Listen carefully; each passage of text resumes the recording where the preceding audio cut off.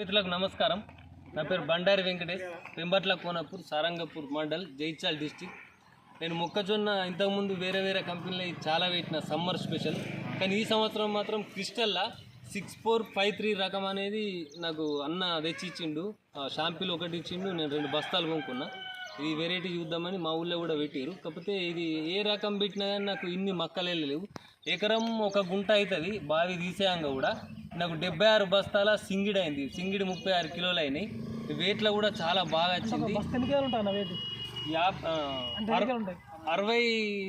కిలోల 200 గ్రాములు జోకారు. సంచి తీసేయంగా 200 గ్రాములు తీసేయంగా కూడా నేను 59 కిలోలకి వట్టంగా కూడా నాకు ఎకరానికి 45 క్వింటల్ల 20 కిలోల వెయిట్ వచ్చింది, 41 గుంటల.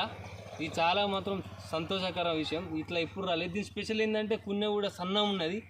ఈ మీద దాకా ఎత్తు వస్తుంది. బరువు విషయంలో మంచిగా వచ్చింది. బరువుల వెయిట్లో కూడా మంచిగా చుట్ల దిగుబడి బాగా పెరిగింది.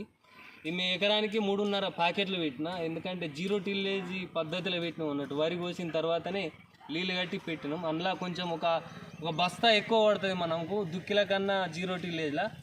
అట్లా ఒక బస్తా ఎక్కువ పట్టింది, కానీ మాకు ఈల్డ్ మాత్రం చాలా మంచిగా వచ్చింది. లేదు, ఇది అంతకుముందు ఏంటంటే అసలు పీసేసే టైంలో కంకి చెట్టు ఎండిపోయేది. జల్లు వేసే టైంలో, పీసేసే టైంలో ఆ రోగాన్ని కొంచెం తట్టుకుంది. ముఖ్యంగా ఇది కత్తెర పురుగును ఒక 50% ఆపుతుంది ఈ సీడు. మనం 50% మనం మెయింటైన్ చేసుకోవాలి. నేను చెప్పేది ఏంటంటే ఖచ్చితంగా సంరక్షణ ఖచ్చితంగా మంచిగా చేసుకుంటేనే ఈల్డ్ కూడా వస్తుంది. మనం సీడు ఎంత మంచి సెలెక్ట్ చేసుకున్నా మన మెయింటెనెన్స్ లేకున్నా కానీ రాదు.